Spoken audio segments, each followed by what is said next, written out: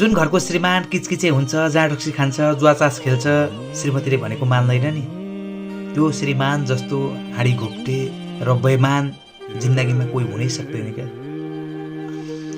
किनकि लक्ष्मीले बास गर्नको लागि पनि घरको मूल्य चाहिँ राम्रो हुनुपर्छ होइन, गतिलो हुनुपर्छ।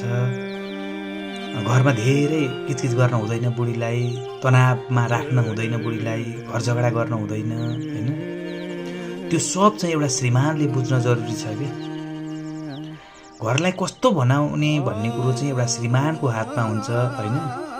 श्रीमानले जस्तो व्यवहार गरो श्रीमतीले त्यस्तै बनाउने हो घरलाई त के।